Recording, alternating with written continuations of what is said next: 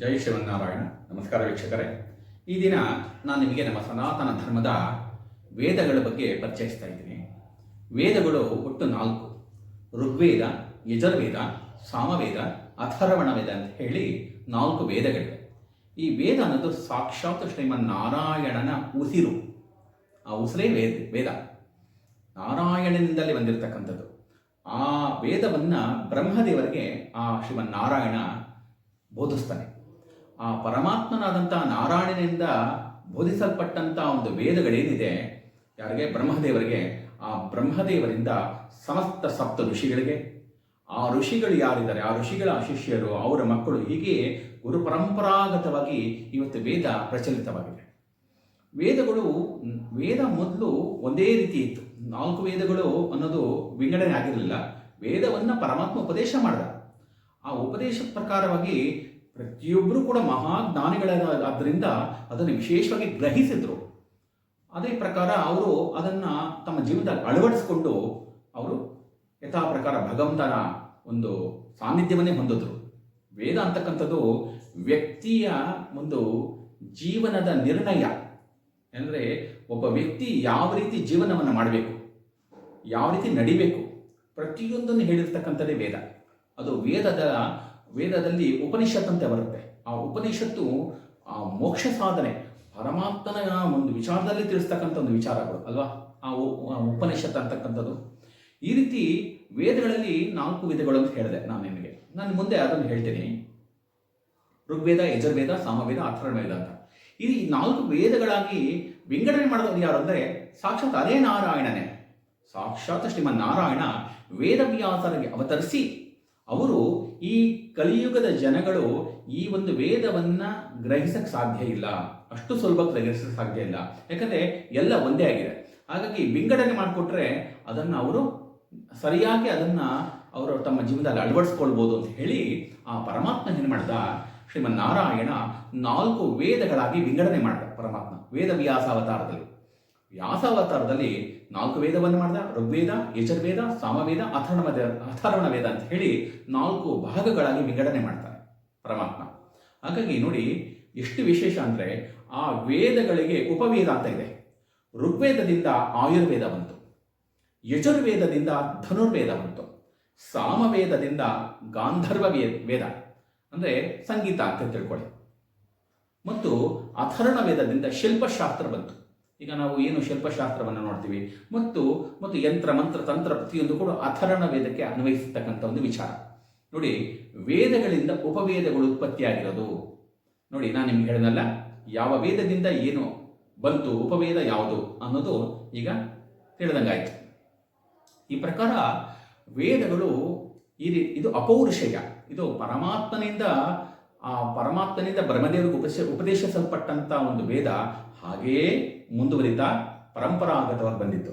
ಮತ್ತು ಕೆಲವು ಋಷಿಗಳಿಗೆ ತಾವು ಯೋಗ ಸ್ಥಿತಿಯಲ್ಲಿದ್ದಾಗ, ಧ್ಯಾನ ಸ್ಥಿತಿಯಲ್ಲಿದ್ದಾಗ, ಆ ಸಮಾಧಿ ಸ್ಥಿತಿಯಲ್ಲಿ ಆ ಪರಮಾತ್ಮನಿಂದ ವಿಶೇಷವಾಗಿ ಆ ಶಕ್ತಿ, ಆ ವೇದ ಶಕ್ತಿ ಅವರಿಗೆ ಗೋಚರವಾಯಿತು. ಅವರು ಕೂಡ ವೇದವನ್ನು ವಿಶೇಷವಾಗಿ ರಚಿಸಿದ್ರು ಅಂತಲೂ ಕೂಡ ನಾವು ಹೇಳ್ಬೋದು. ಆ ಥರ ಅದು ಆ ನಾರಾಯಣನ ಪ್ರೇರಣೆಯಿಂದಲೇ ಅಂತಲ್ವಾ, ಪ್ರೇರಣೆಯಿಂದ ಬಂದಿದೆ ಅಲ್ವಾ. ಹೀಗೆ ವೇದಗಳಿಗೆ ಎಷ್ಟೋ ವೇದಗಳು ಸೇರಲ್ಪಡ್ತು ಋಷಿಗಳಿಂದ. ಈ ಪ್ರಕಾರವಾಗಿ ಆ ಭಗವಂತನ ಒಂದು ಮಹಾ ಮಹಿಮೆ ಅಂತ ಹೇಳಿದ್ರೆ ಈ ವೇದಗಳನ್ನು ಜಗತ್ತಿಗೆ ಕೊಟ್ಟು ಆ ಪರಮಾತ್ಮ ಮನುಷ್ಯ ಯಾವ ರೀತಿ ಬಾಳಬೇಕು ಅಂತಕ್ಕಂಥ ಒಂದು ಮನುಷ್ಯನ ಒಂದು ಸೂತ್ರ ಏನಿದೆ, ಜೀವನದ ಸೂತ್ರವನ್ನು ತಿಳಿಸ್ಕೊಟ್ಟಂಥ ಒಂದು ಮಹಾ ಅದ್ಭುತವಾದಂಥ ಒಂದು ವಿಚಾರವೇ ಈ ವೇದ. ಇಲ್ಲಿ ನಾವು ಎಂಥ ಒಂದು ಜ್ಞಾನದಲ್ಲಿ ನಾವು ಇರಬಹುದು ಅಂದರೆ ಹೇಳಿದ್ರೆ, ಈ ವೇದದ ಒಂದು ಜ್ಞಾನದಿಂದ ಮನುಷ್ಯ ಯಾವ ರೀತಿ ಬಾಳಬೇಕು, ಯಾವ ರೀತಿ ಬದುಕಬೇಕು, ಮನುಷ್ಯನ ಒಂದು ಶಕ್ತಿ ಎಂಥದ್ದು, ನಾವು ಯಾವ ರೀತಿ ಮೋಕ್ಷ ಸಾಧನೆಯನ್ನು ಕೂಡ ನಾವು ಮಾಡಿ ನಾವು ಪರಮಾತ್ಮನ ಹೊಂದಬಹುದು ಅನ್ನೋದೆಲ್ಲವೂ ಕೂಡ ಈ ವೇದದಲ್ಲೇ ಸೇರಿದೆ. ಏಕೆಂದರೆ ನೋಡಿ, ಇದು ಉಪನಿಷತ್ತು ವಿಚಾರಕ್ಕೆ ಬರುತ್ತೆ. ಉಪನಿಷತ್ನಲ್ಲಿ ಅದು ಅಪರೋಕ್ಷ ಜ್ಞಾನ, ಸಾಕ್ಷಾತ್ ಪರಮಾತ್ಮ ಸೇರ್ತಕ್ಕಂಥ ಒಂದು ಸಮಸ್ತ ಒಂದು ವಿಚಾರಗಳು ಉಪನಿಷತ್ನಲ್ಲೇ ಇದೆ. ಯಾಕಂದರೆ ವೇದಗಳು 4 ಅಂತ ಹೇಳಿದ್ನಲ್ಲ, ಇಲ್ಲಿ ನೋಡಿ ಎಷ್ಟು ವಿಶೇಷವಾಗಿ ಆ ವೇದದಲ್ಲಿ 4 ವೇದ, ಋಗ್ವೇದ, ಯಜುರ್ವೇದ, ಸಾಮವೇದ, ಅಥರ್ವಣ ವೇದ, ಆ ವೇದವನ್ನು 4 ರೀತಿಯಲ್ಲಿ ವಿಂಗಡಣೆ ಮಾಡಿದ್ದಾರೆ. ಸಂಹಿತ, ಬ್ರಾಹ್ಮಣ, ಆರಣ್ಯಕ, ಉಪನಿಷತ್ ಅಂತಕ್ಕಂಥ 4 ಭಾಗಗಳು ಆ ವೇದದಲ್ಲಿ ಕೂಡ. ಏನಂದರೆ ಈ ಸಂಹಿತ ಅಂತಕ್ಕಂಥದ್ದನ್ನು ಈ ಬ್ರಹ್ಮಚಾರಿಗಳು ಯಾರು ಒಟ್ಟು ಉಪನಯನ ಸಂಸ್ಕಾರವಾದಂಥ ಒಟ್ಟು ಅವನು ವೇದಾಧ್ಯಯನವನ್ನು ಮಾಡಿ ವಿಶೇಷವಾಗಿ ಒಂದು ಪರಮಾತ್ಮನಿಗೆ ಒಂದು ಮಂತ್ರ ಅಂತ ತಗೊಳ್ಳಿ. ಈಗ ನಾರಾಯಣ ಉಪನಿಷತ್ ಮಂತ್ರ ಇದೆ, ಆಮೇಲೆ ಶ್ರೀ ಸೂಕ್ತ ಇದೆ, ಪುರುಷ ಸೂಕ್ತ ಇದೆ, ದುರ್ಗಾ ಸೂಕ್ತ, ನಮಕ ಚಮಕ ಎಷ್ಟು ಇದೆ, ಈಶ್ವರಂತ ಒಂದು ನಮಕ ಚಮಕ ಇದೆ. ಈ ಪ್ರಕಾರ ಗಣೇಶ ಅಥರ್ವಣ ಶೀರ್ಷ ಎಷ್ಟೋ ವೇದಗಳಿದ್ದಾವೆ, ಎಷ್ಟೋ ಒಂದು ಸೂಕ್ತಗಳಿದೆ, ಪರಮಾತ್ಮನ ಒಂದು ಗುಣಗಾನಗಳನ್ನು ಮಾಡಿರ್ತಕ್ಕಂಥ ಸೂಕ್ತಗಳಿದೆ. ಉಕ್ತ ವಿಶೇಷವಾಗಿ ಅಂದರೆ ಒಳ್ಳೆಯ ರೀತಿಯಲ್ಲಿ ಉಕ್ತವಾಗಿರ್ತಕ್ಕಂಥದ್ದು. ಇದಕ್ಕಿಂತ ವಿಶೇಷವಾಗಿ ಆ ಪರಮಾತ್ಮನ ಕೊಂಡಾಡಕ್ಕೆ ಸಾಧ್ಯ ಇಲ್ಲ ಅಂತ ಅರ್ಥ. ಇದಕ್ಕಿಂತ ನಾವು ಆ ಪರಮಾತ್ಮನ ಇನ್ನು ಯಾವ ರೀತಿಯಲ್ಲಿ ಕೊಂಡಾಡಕ್ಕೆ ಸಾಧ್ಯ ಇಲ್ಲ, ಅಷ್ಟು ವಿಶೇಷವಾಗಿ ಆಲ್ರೆಡಿ ಸೂಕ್ತ ಅಂದರೆ ಅರ್ಥ ಅದು. ಅಷ್ಟು ವಿಶೇಷವಾಗಿ ಭಗವಂತನನ್ನು ಹೊಗಳಲ್ಪಟ್ಟಿದೆ ವೇದಗಳಿಂದ. ಇದನ್ನು ಸಂಹಿತ ಅಂತ ಹೇಳಿ, ಮತ್ತು ಎಷ್ಟೋ ವಿಚಾರದಲ್ಲಿ ಒಬ್ಬ ಒಟ್ಟುವಿಗೆ ಯಾವ ರೀತಿಯಲ್ಲಿ ವೇದಾಧ್ಯಯನ ಮಾಡೋದಕ್ಕೆ ಏನೇನು ಬೇಕೋ ಅವೆಲ್ಲವನ್ನ ಸಂಹಿತದಲ್ಲಿ ಇಟ್ಟಿದ್ದಾರೆ. ಇವೆಲ್ಲವೂ ಸೇರ್ಕೊಳ್ಳುತ್ತೆ. ಈ ವೇದಾಧ್ಯಯನ ಮಾಡುವಂಥ ವ್ಯಕ್ತಿಗೆ ಎಲ್ಲ ಸೇರ್ಕೊಳ್ಳುತ್ತೆ.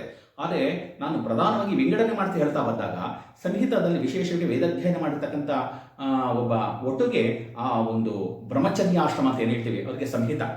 ನೋಡಿ, ಈ ವೇದಗಳು ಯಾರಿಗೆ ವಿಶೇಷವಾಗಿ ಅದು ಅವರಿಗೆ ಉಪಯೋಗಕಾರಿ ಆಗ್ತದೆ ಅಂತ ನಾವಿಲ್ಲಿ ತಿಳ್ಕೊಬೋದು. ಇದು ಮೊದಲನೇದಾಗಿ ಸಂಹಿತ, ಇದು ಯಾರಿಗೆ ಬ್ರಹ್ಮಚಾರಿಗೆ. ಮತ್ತು ಇಲ್ಲಿ ಬ್ರಾಹ್ಮಣ ಅಂತ ಬಂತು. ಆ ಬ್ರಾಹ್ಮಣನ ವಿಚಾರ ಎಲ್ಲಿ ಬರುತ್ತೆ, ಯಾವ ವಿಚಾರಕ್ಕೆ ಬರುತ್ತೆ ಅಂತ ಹೇಳಿದ್ರೆ, ಈ ಒಬ್ಬ ವೇದಾಧ್ಯಯನ ಮಾಡಿದಂಥ ವ್ಯಕ್ತಿ ನಂತರ ಅವನು ಬ್ರಹ್ಮಚಾರ್ಯವನ್ನ ಬಿಟ್ಟು ಗೃಹಸ್ಥಾಶ್ರಮವನ್ನ ಸ್ವೀಕಾರ ಮಾಡಿದಂತೆ. ಗೃಹಸ್ಥಾಶ್ರಮ ಸ್ವೀಕಾರವನ್ನು ಮಾಡಿದಾಗ ಅವನಿಗೆ ಐಶ್ವರ್ಯ ದುಡ್ಡು ಬೇಕಲ್ವ, ಅವನಿಗೆ ಮದುವೆ ಆದಮೇಲೆ ಅವನಿಗೆ ಸಂತಾನ ಆಗಬೇಕಲ್ವ, ಅವನಿಗೂ ಮನೆ ಬೇಕಲ್ವ, ಅವನು ಸುಖವಾಗಿ ಸಂತೋಷವಾಗಿ ಜೀವನ ಮಾಡಬೇಕಲ್ಲ. ಇದಕ್ಕೇನಾದರೂ ಪ್ರತಿಬಂಧಕವಾದಂಥ ದೋಷ ಏನಾದರೂ ಇದ್ದರೆ ನೋಡಿ, ಈ ಬ್ರಾಹ್ಮಣದಲ್ಲಿ ಎಂಥ ಒಂದು ವಿಚಾರಗಳಿದೆ ಅಂತ ಹೇಳಿದ್ರೆ, ಒಬ್ಬ ವ್ಯಕ್ತಿಗೆ ಐಶ್ವರ್ಯದ ಕೊರತೆ ಇದೆ, ಅಲ್ಲಿ ಶ್ರೀಸೂಕ್ತ ಇದೆ. ಶ್ರೀಸೂಕ್ತ ಮಂತ್ರದಿಂದ ಎಷ್ಟೋ ಮಂತ್ರಗಳಿದೆ. ಅವನ ದಾರಿದ್ರ್ಯತೆಯನ್ನು ಹೋಗಲಾಡಿಸೋಕ್ಕೋಸ್ಕರ ಎಷ್ಟೋ ಮಂತ್ರಗಳು ಮತ್ತು ಶಾಂತಿ ಹೋಮಗಳು, ಒಂದು ವಿಶೇಷವಾದಂಥ ಒಂದು ಪರಿಹಾರದ ಹೋಮಗಳೆಲ್ಲವೂ ಕೂಡ ಈ ಒಂದು ಬ್ರಾಹ್ಮಣದಲ್ಲಿ ಉಲ್ಲೇಖವಾಗಿರುತ್ತೆ. ನೋಡಿ ಎಷ್ಟು ವಿಶೇಷ ನೋಡಿ. ಇಲ್ಲಿ ಸಂಹಿತ ಯಾರಿಗೆ ಬ್ರಹ್ಮಚರ್ಯ ಆಶ್ರಮಕ್ಕೆ, ಬ್ರಾಹ್ಮಣ ಒಂದು ಗೃಹಸ್ಥಾಶ್ರಮಕ್ಕೆ ಅನ್ವಯಿಸುವಂಥ ಒಂದು ವೇದ. ಯಾಕಂದರೆ ಅವನ ಕೋರಿಕೆಗಳನ್ನು ಈಡೇರಿಸಿಕೊಳ್ಳೋಕ್ಕೋಸ್ಕರ. ಇನ್ನು ನೆಕ್ಸ್ಟು ಇದು ಸಂಹಿತ ಬ್ರಾಹ್ಮಣ. ಆರಣ್ಯಕ ಅಂತ ಇದೆ. ಇನ್ನು ಅವನಿಗೆ 60 ವರ್ಷ ಮೀರಿತು, ಮೊಮ್ಮಕ್ಕಳನ್ನು ಅವನು ನೋಡಿದ್ದಾಯ್ತು, ಅವನು ಇನ್ನು ಷಷ್ಠಿ ಪೂರ್ತಿಯನ್ನು ಮಾಡ್ಕೊಂಡು ಯಥಾ ಪ್ರಕಾರ ಆ ವ್ಯಕ್ತಿ ಇದಕ್ಕೆ ಹೋಗ್ತಾನೆ, ಎಲ್ಲಿಗೆ ವಾನಪ್ರಸ್ಥಾಶ್ರಮಕ್ಕೆ ಹೋಗ್ತಾನೆ. ಆಗಿನ ಕಾಲದಲ್ಲಿ ಅನ್ಕೊಳ್ಳಿ. ಈಗ ವಾನಪ್ರಸ್ಥಕ್ಕೆ ಅಂದರೆ ಕಾಡಿಗೆ ಹೋಗಬೇಕಾಗಿಲ್ಲ. ಅವನು ಸಮಸ್ತ ಜವಾಬ್ದಾರಿಯನ್ನು ತನ್ನ ಮಕ್ಕಳಿಗೆ ಒಪ್ಪಿಸ್ಬಿಟ್ಟು ಅವನು ತಾನಾಯಿತು, ಅವನ ಅನುಷ್ಠಾನ ಆಯಿತು, ಭಗವಂತನಲ್ಲಿ ಅನನ್ಯವಾದಂಥ ಭಕ್ತಿಯನ್ನು ಬೆಳೆಸ್ಕೊಂಡು ಅವನು ಭಗವಂತನ ಚಿಂತಕನಾಗಿದ್ದರೆ ಸಾಕು. ಈ ವರ್ತಮಾನ ಕಾಲದ ಒಂದು ನಾವೇನು ಏನಂತೀವಿ ವಾನಪ್ರಸ್ಥಾಶ್ರಮ ಅಂತ ನಾವು ಹೇಳ್ಬೋದು ಅಲ್ವಾ. ಈ ಪ್ರಕಾರ ಈ ಒಂದು ವಾನಪ್ರಸ್ಥಕ್ಕೆ ಏನು ಮಾಡಿದ್ರು ವಿಶೇಷವಾಗಿ ನೋಡಿ, ಸಂಹಿತಾ ಬ್ರಾಹ್ಮಣ, ಆರಣ್ಯಕ ಅಂತಕ್ಕಂಥ ಮಂತ್ರಗಳು. ಆರಣ್ಯಕ ಅವನು ವಾನಪ್ರಸ್ಥಾಶ್ರಮದಲ್ಲಿ ಭಗವಂತನ ಆರಾಧನೆ ಮಾಡೋದಕ್ಕೆ, ಧ್ಯಾನ ಜಪಾದಿಗಳನ್ನು ಮಾಡೋಕ್ಕೆ, ಧ್ಯಾನ ಯೋಗದಲ್ಲಿ ಅವನು ಕೂತ್ಕೊಳ್ಳೋದಕ್ಕೆ ಏನೇನು ಬೇಕು ಪ್ರತಿಯೊಂದು ಪರಮಾತ್ಮನ ಈಗ ಇದರಲ್ಲಿ ಆರಣ್ಯಕದಲ್ಲಿ ವಿಶೇಷವಾಗಿ ಭಗವಂತನ ಮಂತ್ರ, ಆ ಮಂತ್ರದ ಒಂದು ವಿವರಣೆ, ಅದರ ಒಂದು ವಿಶೇಷವಾದಂಥ ವಿವರಣೆಗಳು ಪ್ರತಿಯೊಂದು ಉಲ್ಲೇಖವಾಗಿರುತ್ತೆ. ಹಾಗಾಗಿ ಅವನು ವಾನಪ್ರಸ್ಥಾಶ್ರಮಕ್ಕೆ ಹೋಗಿ ಆ ಭಗವಂತನ ಧ್ಯಾನದಲ್ಲಿ ಮಗ್ನನಾಗಿ ಭಗವಂತನ ಗುಣಕೀರ್ತನೆಗಳನ್ನು ಮಾಡ್ತಾ ಅವನು ಭಗವಂತನಲ್ಲಿ ಪರಿಪೂರ್ಣವಾಗಿ ಮನಸ್ಸನ್ನು ಉಳ್ಳವನಾಗಿದ್ದು ಅವನು ಭಗವಂತನ ವಿಚಾರದಲ್ಲೇ ಅವನು ಮುಂದುವರಿಯುವಂಥ ಒಂದು ವಿಚಾರವೇ ಈ ಆರಣ್ಯಕ. ಆರಣ್ಯಕದಕ್ಕೆ ಸಂಬಂಧಪಟ್ಟಂಥ ಸಮಸ್ತ ವೇದಗಳು, ಆ ಒಂದು ಮಂತ್ರ ಆಗಿರ್ಬೋದು, ಭಗವಂತನ ಮಂತ್ರ, ಅದಕ್ಕೆ ಸಂಬಂಧಪಟ್ಟಂಥ ವಿಚಾರಗಳೆಲ್ಲವೂ ಅದರಲ್ಲಿ ಉಲ್ಲೇಖವಾಗಿದೆ. ಇನ್ನು ಉಪನಿಷತ್ತು, ಇಲ್ಲಿ ಏನಾಯಿತು, ಅವನು ಅರಣ್ಯ ಅಂದರೆ ನಾನು ಹೇಳಿದಂಗೆ ಆರಣ್ಯಕದಿಂದ ನೆಕ್ಸ್ಟು ಅವನು ಉಪನಿಷತ್ತು ಅಂತಕ್ಕಂಥ ವಿಚಾರಕ್ಕೆ ಮುಂದುವರೆದ ಅಂದರೆ ಅವನು ಸನ್ಯಾಸಿಯಾದ ಅಂತ. ಅಂದರೆ ಅವನು ಸನ್ಯಾಸಿ ಆದರೆ ತನ್ನ ಹೆಂಡತಿಯನ್ನು ಕೂಡ ಪರಿತ್ಯಾಗ ಮಾಡಿ ಅವನು ಪರಿಪೂರ್ಣವಾಗಿ ಸನ್ಯಾಸ ದೀಕ್ಷೆಯನ್ನು ಅವನು ವಹಿಸ್ಕೊಂಡಾಗ ಅವನಿಗೆ ವಿಶೇಷವಾಗಿ ಮೋಕ್ಷ ಬಿಟ್ಟರೆ ಇನ್ನೊಂದಿಲ್ಲ, ಮೋಕ್ಷ ಒಂದೇ ಆತನಿಗೆ ಮೂಲ ಉದ್ದೇಶವಾಗಿರುತ್ತೆ. ಪರಮಾತ್ಮನಲ್ಲಿ ಲೀನವಾಗತಕ್ಕಂಥದ್ದು. ಪರಮಾತ್ಮ ಅಂದರೆ ಅವನ ಲೋಕವನ್ನು ಹೋಗತಕ್ಕಂಥದ್ದು. ಅಂದರೆ ಭಗವಂತನಲ್ಲಿ ಲೀನ ಆಗಬೇಕು ಅಂತ ಹೇಳಿದ್ರೆ ಪರಮಾತ್ಮನ ಒಂದು ಲೋಕವನ್ನು ತಲುಪಬೇಕು ಅಂತ ಹೇಳಿದ್ರೆ, ಲೀನ ಅಂದರೆ ಇಲ್ಲಿ ಮೋಕ್ಷ ಲೋಕ ಅಂತ ಹೇಳ್ಕೊಳ್ಳಿ. ಆ ಭಗವಂತನಲ್ಲಿ ಲೀನ ಆಗಬೇಕು ಅಂತ ಹೇಳಿದ್ರೆ ಅವನು ಇನ್ನೆಷ್ಟು ಸಾಧನೆ ಮಾಡಬೇಕಲ್ವ. ಪರಿಪೂರ್ಣವಾಗಿ ಸನ್ಯಾಸಾಶ್ರಮವನ್ನು ಸ್ವೀಕಾರ ಮಾಡಿ ಅವನು ಭಗವಂತನ ಹೊಂದಬೇಕು ಅಂತ ಹೇಳಿದ್ರೆ ಅದಕ್ಕೆ ಸಂಬಂಧಪಟ್ಟಂಥ ಸಾಧನಾ ಮಾರ್ಗದ ಪ್ರತಿ ಮಂತ್ರಗಳು ಉಪನಿಷತ್ನಲ್ಲಿದೆ. ನೋಡಿ, ಇಲ್ಲಿದೆ ವಿಚಾರ. ಎಷ್ಟು ವಿಶೇಷ ಅಲ್ವಾ. ಆ ಉಪನಿಷತ್ ಮಂತ್ರಗಳು ಪರಿಪೂರ್ಣವಾಗಿ ಮೋಕ್ಷವನ್ನು ಹೊಂದುವುದಕ್ಕೆ ಏನು ಬೇಕೋ ಪ್ರತಿಯೊಂದು ಕೂಡ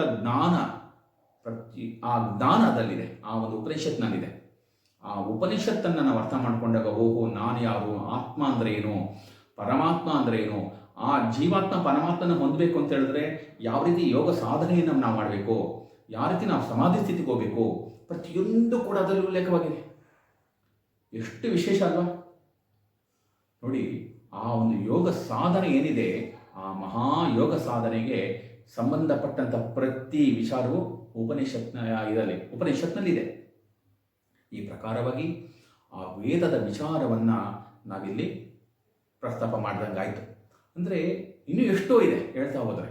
ಈಗ ಋಗ್ಗು, ಯಜು, ಸಾಮ, ಅಥರ್ವಣ ವೇದ ಅಂತ ಹೇಳಿ 4 ವೇದಗಳನ್ನು ವಿಂಗಡಣೆ ಮಾಡಿದಂಥ ವೇದವ್ಯಾಸರು ತಮ್ಮ ಶಿಷ್ಯರಿಗೆ 4 ವೇದಗಳನ್ನು, ಒಬ್ಬೊಬ್ಬ ಶಿಷ್ಯರಿಗೆ 4 ವೇದಗಳನ್ನು ಕೊಡ್ತಾರೆ.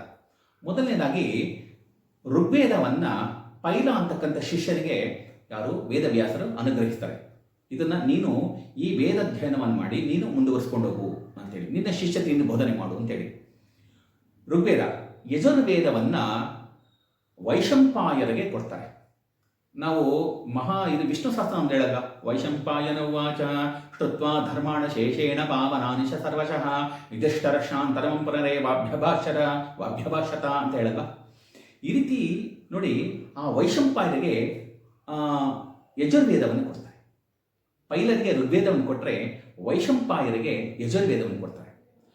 ಸಾಮವೇದ, ಋಗ್ವೇದ, ಯಜುರ್ವೇದ, ಸಾಮವೇದವನ್ನು ಯಾರು ಸುಮಂತರಿಗೆ ಕೊಡ್ತಾರೆ. ಸುಮಂತ್ರ ಅಂತ ಅಂದ್ಬಿಟ್ಟು ಇವರು ಸಾಮವೇದವನ್ನು ಪಡಿತಾರೆ. ಜೈಮಿನಿಗೆ ಸಾಮವೇದವನ್ನು ಕೊಡ್ತಾರೆ. ಅಥರ್ವ ವೇದವನ್ನು ಸುಮಂತ್ರರಿಗೆ ಕೊಡ್ತಾರೆ. ನೋಡಿ ಎಷ್ಟು ವಿಶೇಷವಾಗಿದೆ. ಋಗ್ವೇದ, ಯಜುರ್ವೇದ, ಸಾಮವೇದ, ಅಥರ್ವಣ ವೇದ ಅಂತೇಳಿ 4 ವೇದಗಳನ್ನು ತಮ್ಮ ಶಿಷ್ಯರಾಗಿರ್ತಕ್ಕಂಥ ಪೈಲ, ವೈಶಂಪಾಯ, ಜೈಮಿನಿ, ಸುಮಂತ್ರ ಈ ರೀತಿ ಅವರಿಗೆ ಆ ವೇದಗಳನ್ನು ಕೊಟ್ಟು, ಈ ವೇದವನ್ನು ನೀವು ಅಧ್ಯಯನವನ್ನು ಮಾಡಿ ನಿಮ್ಮ ಶಿಷ್ಯರಿಗೆ ನೀವು ಬೋಧಿಸ್ತಾ ಆ ವೇದವನ್ನು ನೀವು ಮುಂದುವರಿಸ್ಕೊಂಡು ಹೋಗಿ ಅಂತ ಹೇಳಿ ಆ ಮಹಾನುಭಾವರಾದಂಥ ವೇದವ್ಯಾಸರು ತಮ್ಮ ಶಿಷ್ಯರಿಗೆ ಆ ಜವಾಬ್ದಾರಿಯನ್ನು ಕೊಡ್ತಾರೆ. ನೋಡಿ ಎಷ್ಟು ವಿಶೇಷ. ಇದು ವೇದ ಅನ್ನೋದು ಗುರುಪರಂಪರಾಗತವಾಗಿ ಬಂದಿರತಕ್ಕಂಥದ್ದು. ಯಾಕಂದರೆ ಸಾಕ್ಷಾತ್ ನಾರಾಯಣನಿಂದ ಉಪದೇಶಿಸಲ್ಪಟ್ಟಂಥ ಒಂದು ಮಂತ್ರ, ಈ ವೇದಗಳೇನಿದೆ ಅದು ಬ್ರಹ್ಮದೇವರಿಗೆ, ಆ ಬ್ರಹ್ಮದೇವರಿಗೆ ಪ್ರಾಪ್ತಿಯಾಯಿತು. ಆ ಬ್ರಹ್ಮದೇವರು ತಮ್ಮ ಮಕ್ಕಳಾದಂಥ ಸಪ್ತರ್ಷಿಗಳಿಗೆ ಅದನ್ನು ಉಪದೇಶ ಮಾಡಿದ್ರು. ಸಪ್ತಋಷಿಗಳಿದ್ದಾರಲ್ವ ನೋಡಿ, ಆ ಸಪ್ತಋಷಿಗಳು ಹಾಗೆ ಅವರ ಶಿಷ್ಯ ಪರಂಪರೆ, ಅವರ ಶಿಷ್ಯ ಹಾಗೇ ಮುಂದುವರಿತಾ ಈವರೆಗೂ ಈ ವೇದಗಳು ಹೀಗೇ ಬರ್ತಾ ಇದೆ. ಇದು ಅಪೌರುಷೇಯ.